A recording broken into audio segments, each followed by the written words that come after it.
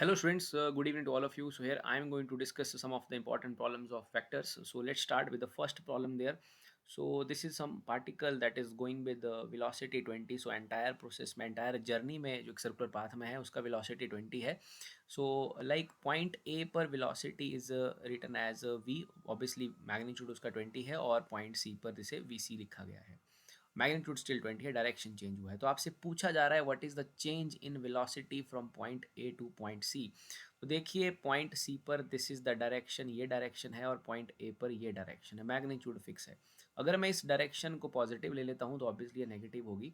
तो मुझसे change in velocity पूछा जा रहा है, तो मैं उसे लिख सकता हूँ velocity at C minus velocity at A. That is the change in velocity while going from point A to point C. V C minus V A. So V C velocity का वैल्यू दिया है 20 and like अगर मैंने इसको 20 लिया है, plus लिया है, तो ऑब्वियसली माइनस होगा. So it is written as -20. So it is basically equal to 40. So change in velocity is basically 40. So because आपका वेलोसिटी नेगेटिव से पॉजिटिव हुआ है. ओके 20 से या -20 से 20 हुआ है. -20 से वेलोसिटी जो है वो 20 हो जाता है. So change is 40 metre per second. सो इस तरह से आप इस तरह की प्रॉब्लम्स को सॉल्व करेंगे. So 40 metre per second is the answer for the first question. आगे चलते हैं.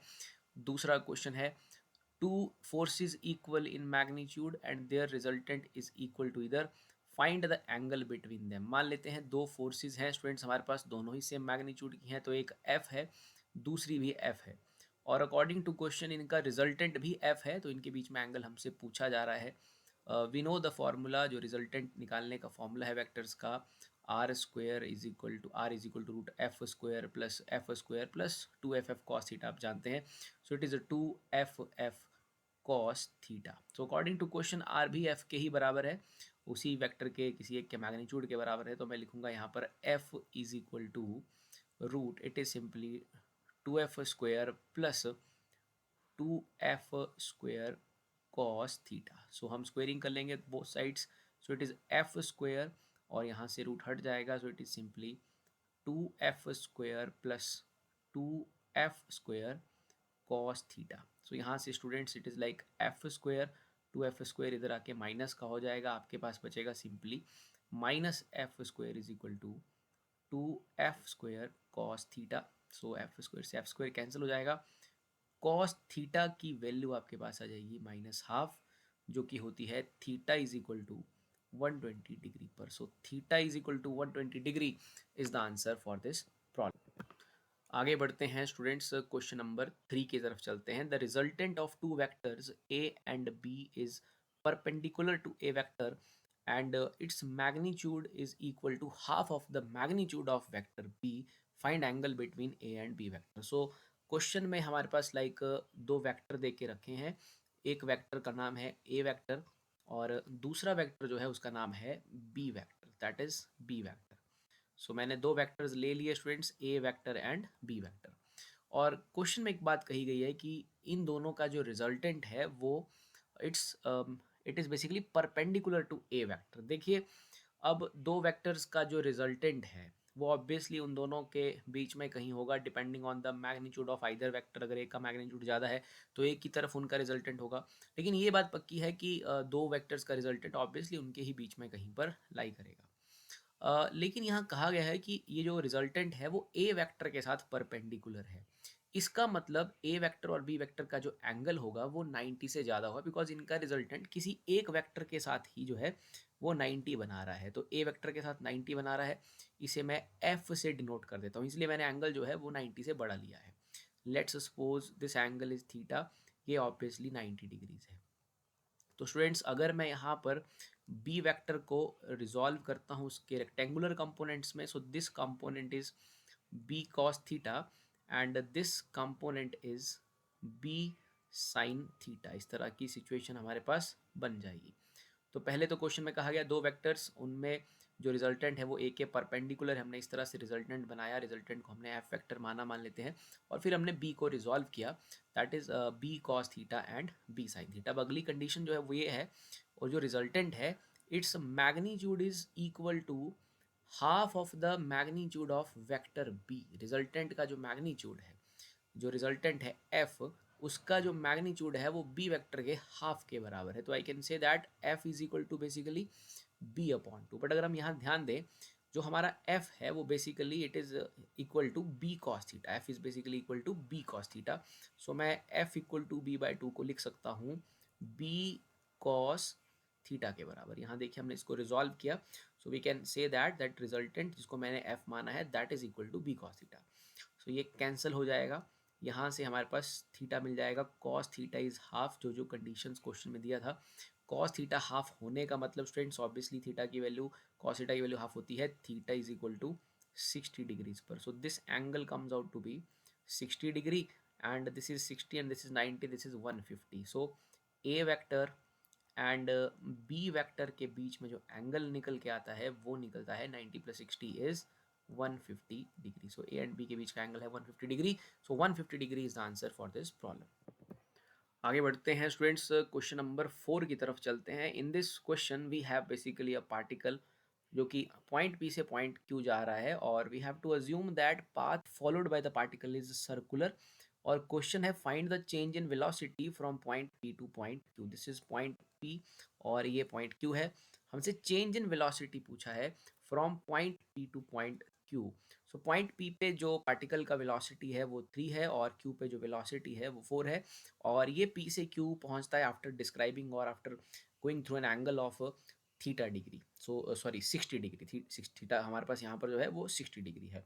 तो हमसे एंगल डिस्क्राइब किया उसने 60 डिग्री का, देन उसका वेलोसिटी v1 से कुछ v2 हो गया, 3 से 4 हो गया, वो पॉइंट p से पॉइंट q पहुंच गया। हमसे जो पूछा गया है वो पूछा गया है change in velocity. So like student situation कुछ हमारे पास इस तरह से हम इसको समझ सकते हैं। Let suppose that is v1, okay, this is v1, यहाँ मैं v1 बना लेता हूँ। And like after this v1 के बाद जो वेलोसिटी है that v1 is given to us that is 4, और उसके बाद जो सॉरी v1 इज 3, v1 3 है और जो वेलोसिटी है v2 वो हो जाता है 4। So that is the velocity. ये इनिशियल डायरेक्शन था पॉइंट पी पे और देन इट इज v2, इस तरह से v2 हो गया अपने पास दैट इज 4। सो ये कुछ इस तरह से चेंज हुआ है, that is basically delta v vector, उसे मैं चेंज कह सकता हूँ। और ये हुआ है 60 डिग्री एंगल डिस्क्राइब करने के बाद। So that was the initial direction of the particle, or we can say that the direction of velocity at point P, and after describing an angle of 60 उसका direction like v2 ये हो जाता है। So this is v2 vector, this is v1 vector और this is delta v vector। अगर हम right सुना triangle law का इस्तेमाल करते हैं, like we can write that when two vectors are in order sum of their sum is basically equal to the third one. So यहाँ पर triangle law इस्तेमाल करने पे हमारा जो इक्वेशन बनेगा वो बन जाएगा like v1 vector plus delta V vector is equal to v2 vector. So हमें चाहिए delta V vector. So delta V vector को I can write v2 vector minus v1 vector. तो हमें बेसिकली डेल्टा v कैलकुलेट करना है, change in velocity निकालना है और delta v is v2 vector minus v1 vector. So will calculate the resultant of that v2 minus v1 vector, जिसे हम simply delta v magnitude कह सकते हैं। So it is written as you can write it as v1 square plus v2 square plus ये root में ही है सारा, sorry v1 square plus v2 square minus 2 v1 v2 cos theta. सो इस तरह से हम इसे सॉल्व कर सकते हैं। So because it is v1 vector minus v2 vector minus v1 vector. So v1 square plus v2 square minus 2 v2 cos theta. So v1 की value है 3, सो 3 का स्क्वायर फ्रेंड्स 9 हो जाएगा, प्लस v2 की वैल्यू 4 है, so 4 square is 16 minus 2 into 3 into 4 and cos 60 is half.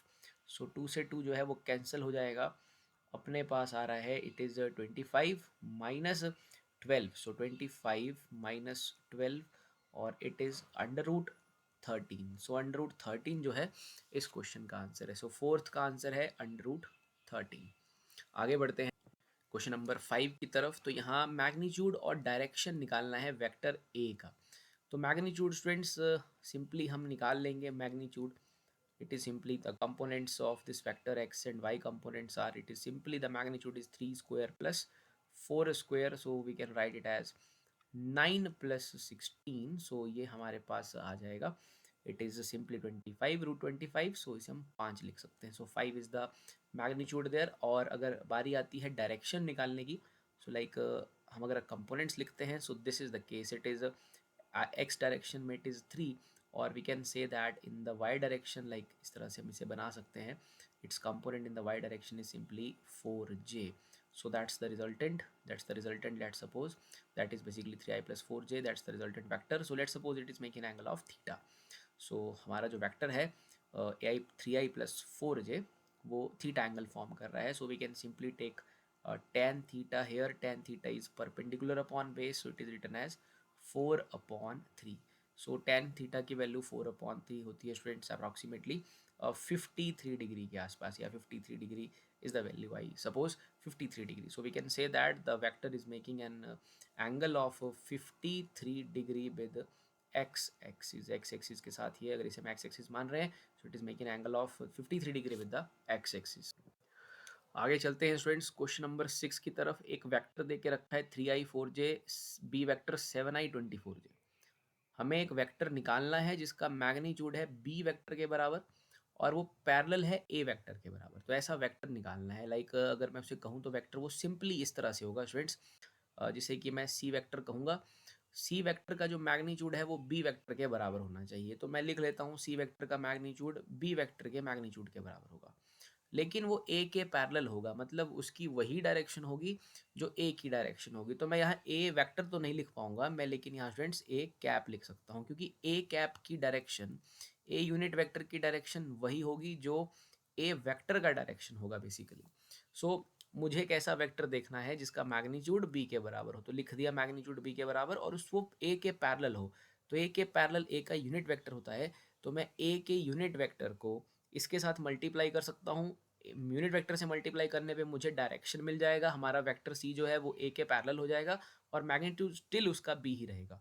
तो पहले B का मैग्नीट्यूड हम कैलकुलेट कर सकते हैं. It is simply 7 square plus 24 square. Students आप इसको जब मल्टीप्लाई कर लेंगे आपके पास कुछ 25 के आसपास ही आ जाएगा value. It is I think 49. और इसको सॉल्व करने के बाद like I will just multiply this, I have no idea about कितना आएगा ये. सो इट इज़ 4 to 8 और it is 96 and 2 4 8 and 2 2 4. So I think ये 6 और ये 7 576. ओके 576, ये 625 के आसपास कुछ बनता है. So it is like 625. मुझे देखना है बन रहा है कि नहीं बन रहा है. 9 6 15 ठीक है. सो इट इज़ रूट 625 बन जाएगा और इट इज़ बेसिकली लाइक 25. सो हमारे पास बी वेक्टर का मैग्नीट्यूड हमें मिल चुका है, दैट इज़ 25. ये बी वेक्टर का मैग्नीट्यूड निकला 7 का स्क्वायर 24 का स्क्वायर. तो मैं यहाँ पर 25 भर देता हूँ और इनटू मुझे डायरेक्शन देने के लिए ए कैप से इसे मल्टीप्लाई करना है. सो ए कैप मतलब ए का यूनिट वेक्टर, सो वो आ जाएगा 3i plus 4j divided by इसका मैग्नीट्यूड क्या रहेगा. देखिए स्टूडेंट्स, यूनिट वेक्टर निकालना हो, A unit vector is simply A vector upon mod A. So mod A की वैल्यू देख लेते हैं. ये basically 3i plus 4j. Obviously मैं यहीं इसको निकाल लेता हूँ. 3 का स्क्वायर प्लस 4 का स्क्वायर, ये इसका मैग्नीट्यूड है. सो इट इज़ 9 प्लस 16 25, ये 5 आ जाएगा. सो आप इसे यहाँ लिख सकते हो 5. सो ये बन गया आपका सी वेक्टर. तो सी वेक्टर एक ऐसा वेक्टर है जिसका मैग्नीट्यूड बी के बराबर है. आपने उसे मल्टीप्लाई किया है ए कैप के साथ ताकि आप उसको ए के पैरेलल कर पाओ. बाकी आप यहाँ सॉल्व कर सकते हैं. It is basically 5 into 3i cap plus 4j cap. I can से it is 15i cap plus 5 4 is 20j cap. So that is the vector जो कि जिसका मैग्नीट्यूड b के बराबर है और जिसकी डायरेक्शन a के पैरेलल है, और इसको मैं a कैप से मल्टीप्लाई किया था. सो this is the answer for this question. अगले क्वेश्चन को देखते हैं स्टूडेंट्स. क्वेश्चन नंबर 7, ए वेक्टर दे के रखा है, उसके डायरेक्शन को साइंस हमसे पूछे जा रहे हैं. तो सबसे पहले हम डायरेक्शन को साइन कॉस अल्फा निकाल लेंगे. So cos alpha is simply A X upon mod A, और दूसरा cos beta is basically A Y upon mod A, and cos gamma is A Z upon mod A. So will put the values there. cos alpha, so ax is basically 5, so this is 5, and mod a इसका mod निकाल लीजिए अलग से.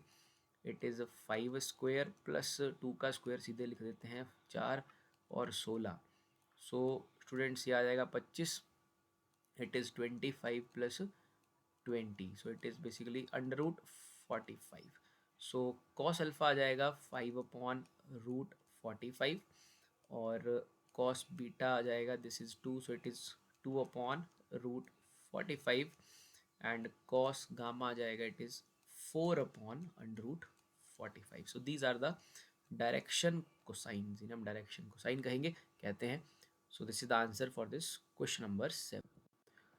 आगे देखते हैं students question number 8 को. एक बर्ड है, फ्लाई करता है east through a distance of 100 metre, then north by 50 meter, then flies vertically up through 20 meter. Find the position of bird relative to initial position. देखिए मैं like this is let suppose ये east है और इसको मैं अभी origin मान लेता हूँ. बर्ड कहीं है किसी पोजीशन पर, जहाँ भी है उसको मैं ओरिजिन सपोज कर लेता हूँ, 0 0 कोऑर्डिनेट समझ लेता हूँ.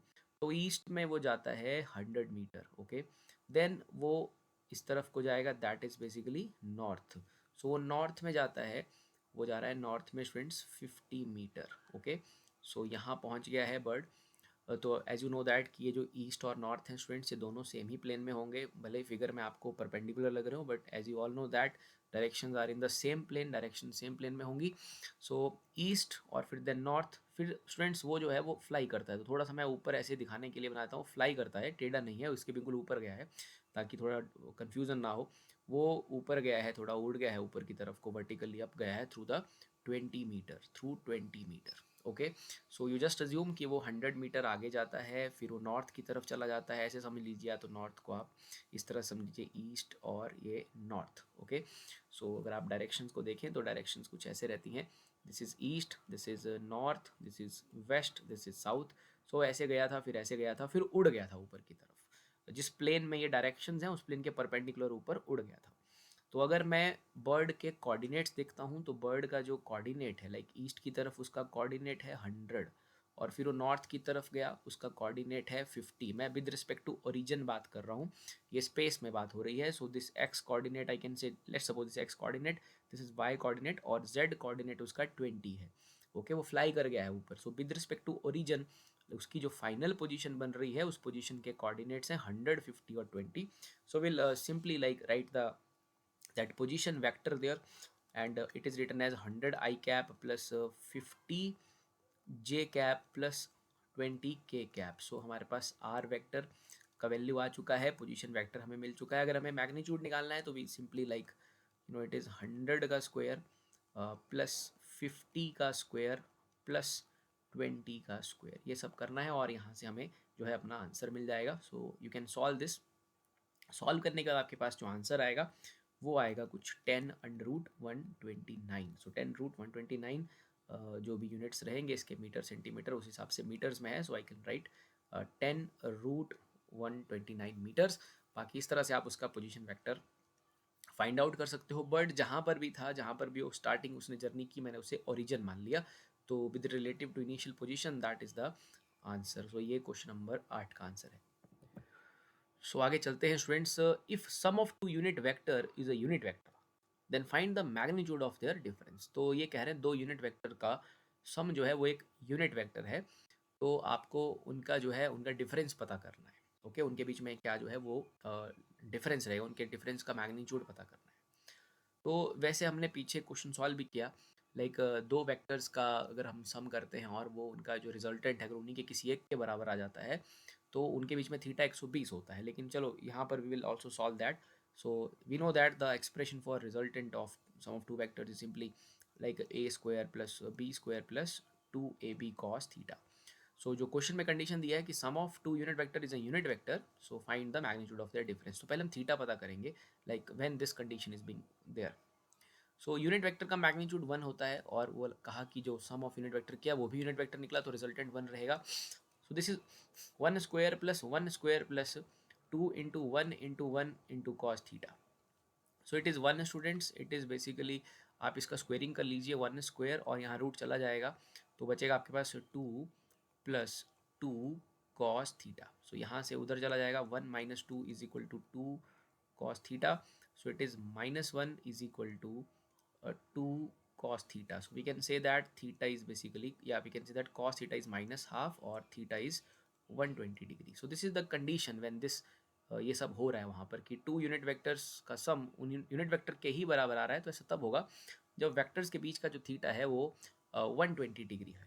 तो अब इसी सिचुएशन पे हमें ये पता करना है, जब ये वाली कंडीशन फुलफिल है तो ये फुलफिल है थीटा 120 पे, इसी सिचुएशन में what is the magnitude of their difference. तो हमें अब मैग्नीट्यूड ऑफ डिफरेंस निकालना है, उसको मैं आर डैश मान लेता हूँ।